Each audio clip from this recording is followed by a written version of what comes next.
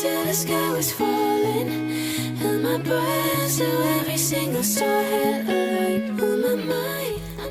Bonjour à tous, j'espère que vous allez bien. Aujourd'hui, je vous propose des recettes anti-gaspi parce que je suis passée au magasin bio. Donc aujourd'hui, c'était chez Marcel et Fils.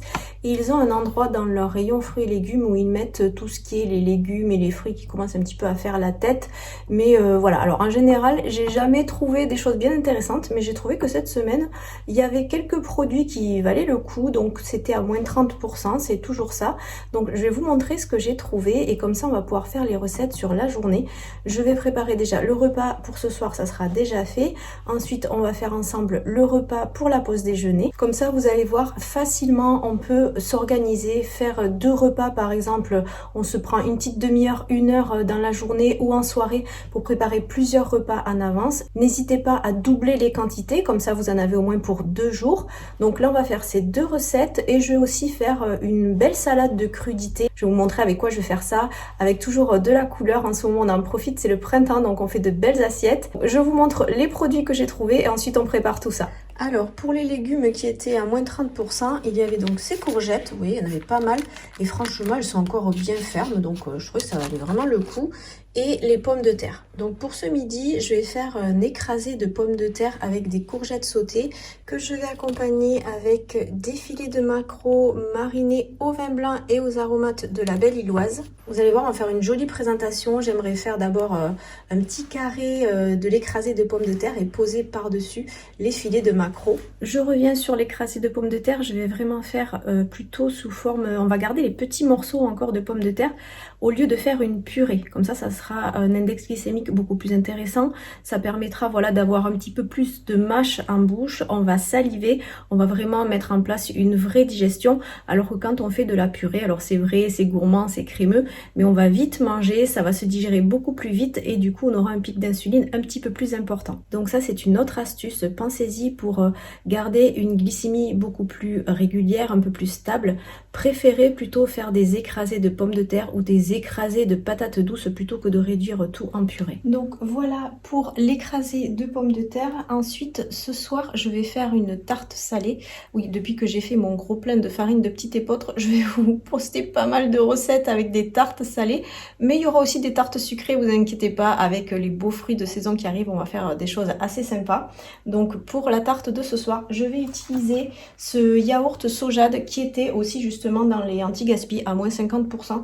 Donc voilà, c'est intéressant d'utiliser du yaourt soja pour faire vos préparations de tartes salées parce que déjà ça sera beaucoup moins gras que de la crème fraîche ou même des crèmes de noix de cajou ou des crèmes d'avoine qui elles seront plus riches en glucides et pas du tout de protéines. Donc ça c'est intéressant, on va enrichir le plat en protéines, donc ça c'est pas mal. Ensuite, je vais faire la tarte avec donc les courgettes, de la feta. J'avais ouvert un paquet l'autre fois par erreur. Il faut que je me dépêche de la consommer. Parce que c'est vrai que la feta, si on ne la mange pas de suite, une fois qu'elle est ouverte, elle peut devenir acide. Donc là, ça sera parfait. Je vais faire courgettes, feta et tomates séchées. Alors ça aussi, pour la petite astuce, les tomates séchées, en général, c'est belle maman qui me les fournit. Donc je suis bien contente qu'elle me prépare ça. C'est très très bon.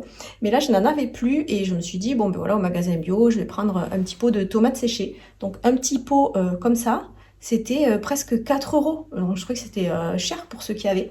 Donc du coup, j'ai pris à côté, il y avait des tomates séchées en sachet. Donc ça, c'était beaucoup moins cher. C'était 1,70 € je crois.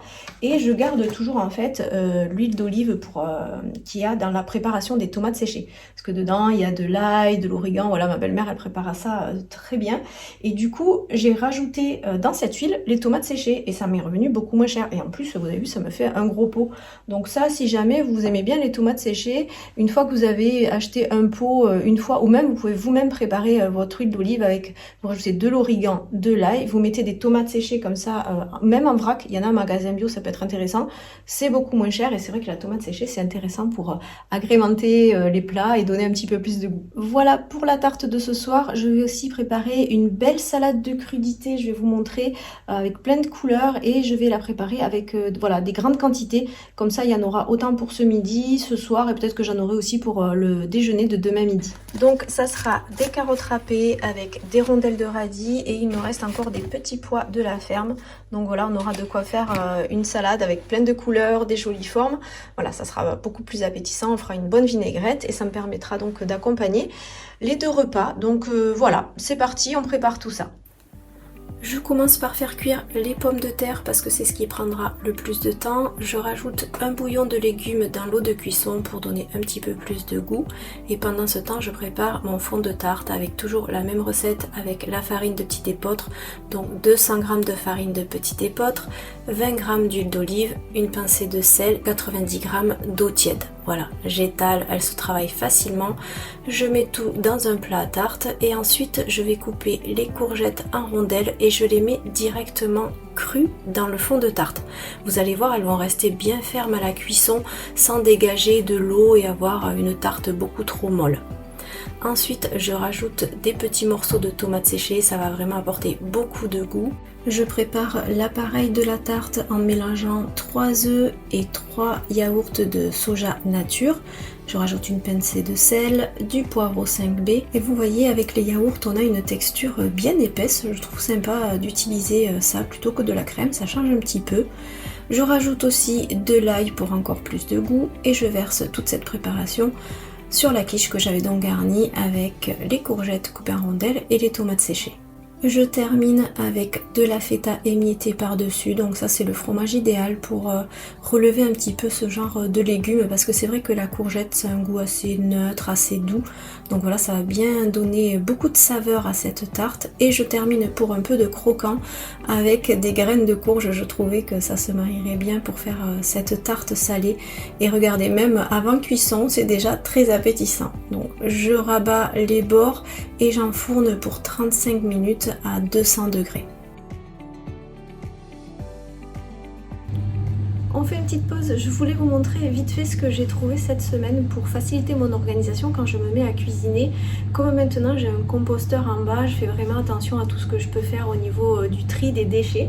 J'ai trouvé ce petit pot à compost, franchement je trouve qu'il est trop joli, il va super bien dans la cuisine. Comme ça je peux mettre de côté, là c'est vraiment les déchets de cuisine que je vais pas donner aux poules. Il y a des choses que je leur donne pas, par exemple les pots de pommes de terre, les coquilles d'œufs, tout ça j'aime pas leur donner.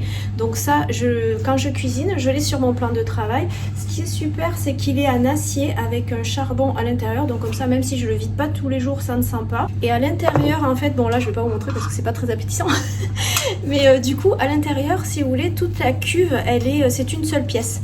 Donc il est en acier et comme ça évite que ça rouille à l'intérieur. Donc ça faisait un petit moment que je l'avais repéré. Et là, en fait, je l'avais vu sur le site de Greenwiz et je l'ai trouvé sur Amazon encore moins cher. Donc je vous mettrai le lien si vous voulez trouver ce genre de produit. Je trouve que c'est pratique pour s'organiser plus facilement. C'est un petit peu le principe de la poubelle de table. Comme ça, après, si j'y vais pas de suite, je peux y aller le lendemain. Je vais tout jeter dans mon composteur. Donc ça, c'est pour ce que je mets en bas. Et ensuite, pour les poules, j'ai toujours mon petit saladier voilà, que je garde sur le plan de travail. Comme ça, 1 ou 2 fois dans la journée, je vais les voir et en même temps, je leur donne tout ce qu'elles peuvent manger. Donc là, j'ai gardé les morceaux de courgettes. Je vais mettre tout ce que je vais garder pour la salade de crudité, tout ça. Je pourrais leur en faire profiter. Donc j'ai trouvé ça, mais j'ai trouvé aussi ces grosses jarres en verre pour ranger donc mon stock de farine de petit épeautre. Donc j'ai encore laissé la cuillère. Donc voilà, je trouve que c'est vraiment pratique parce que comme j'avais pris quand même, c'est un peu lourd, j'avais pris 5 kilos, je voulais vraiment les garder dans des pots bien hermétiques parce que le sachet en craft, là en papier craft, je suis sûre que j'allais avoir des petites bestioles qui allaient se mettre dedans. Je suis à la campagne et en plus c'est du bio donc c'était quasiment sûr. Donc comme ça, là c'est bien hermétique dans ces pots en verre et je vais rajouter aussi une feuille de laurier, il paraît que ça éloigne un petit peu voilà, tous les nuisibles. Et si jamais un jour ça vous arrivait, ben voilà, que vous avez des nuisibles qui se soient mis dans vos farines ou d'autres aliments, apparemment le fait de tout mettre au congélateur ça détruit voilà toutes ces petites bestioles qui pourraient se glisser à l'intérieur. Donc comme j'ai quand même pas envie d'en arriver là, j'ai trouvé 2 grandes jarres comme ça. Je vous mettrai un lien aussi pour que vous puissiez trouver voilà des équivalents. Moi je les ai trouvés à la foire fouille, mais je sais que sur des sites en ligne vous pouvez trouver tout ce genre de choses si vous n'avez pas trop le temps de vous déplacer pour trouver ça. Mais voilà, je trouve que c'était vraiment pratique. Voilà pour la petite parenthèse des choses que j'ai trouvées cette semaine et je vais vous montrer après aussi pour le jardin. J'ai trouvé ces fameux petits piquets en bois avec des petites ardoises que je voulais mettre aux différents endroits du potager. Ça fait tellement mignon, je vais vous montrer ça tout à l'heure.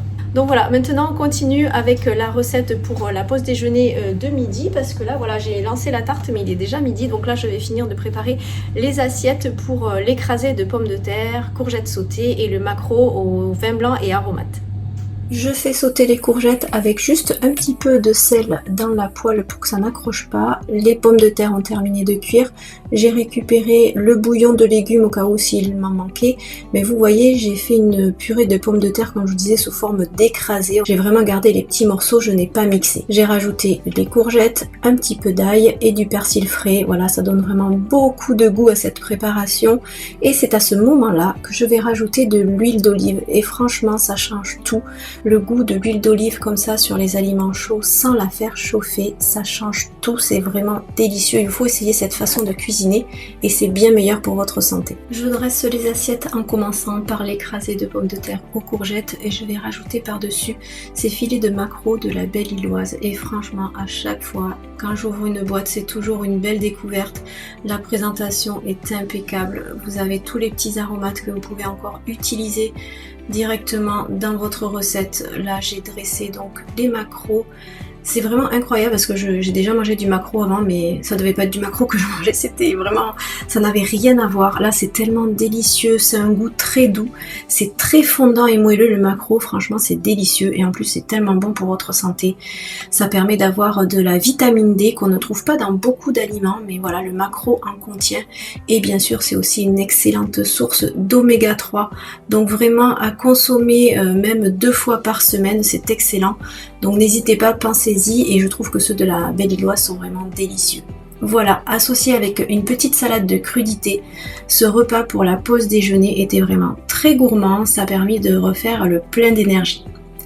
Entre-temps, la tarte avait terminé de cuire, je vous montre à la sortie du four, elle était bien bombée et ça sentait bon. Voilà, tout a bien cuit à l'intérieur, le feta a commencé à dorer, donc vraiment 35 minutes c'est juste suffisant pour ne pas que ça brûle sur le dessus. Et regardez, à l'intérieur de la tarte, vous voyez, je vous avais dit de laisser les courgettes crues et vraiment c'est la meilleure façon de réussir cette garniture. Ça reste légèrement ferme, le mélange avec le yaourt de soja permet d'avoir une préparation assez aérienne je dirais et c'était vraiment délicieux. On a mangé ça avec le reste de crudités de salade de carottes et c'était parfait. Pour terminer cette vidéo, je vous amène voir mes petites goulues. C'est incroyable, quand j'arrive, j'ai à peine le temps de leur mettre les déchets de nourriture dans leur bac qu'elles viennent déjà picorer dans le saladier. Je sais pas, elles doivent trouver ça plus sympa. Donc là vraiment ce jour-là, elles se sont encore régalées. Et je vous montre du coup ces petits panneaux que j'ai trouvés pour mettre dans le potager. Je trouve ça tellement mignon, donc j'en ai mis un au niveau des aromates. Donc là ça a bien pris, je suis contente, le basilic il a une meilleure tête, donc ça c'est une bonne chose.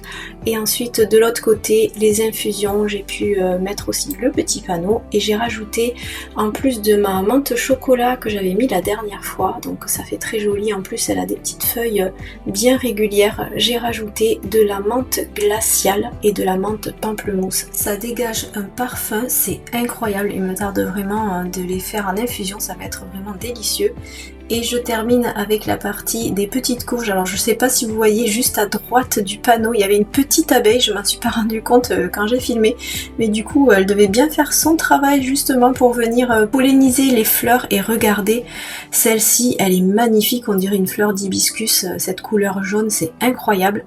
En plus avec le rayon de soleil juste dessus au dernier moment, c'est parfait. Et je voulais vous montrer ces petites spirales qui se font tout autour des tiges des courges. Mais c'est vrai, c'est vraiment trop mignon. J'ai réussi à vous en filmer une pour terminer cette vidéo. J'espère qu'elle vous aura plu. Merci de liker, de commenter et surtout abonnez-vous si ce n'est pas déjà fait. Et je vous dis à très vite pour de nouvelles vidéos. Prenez soin de vous.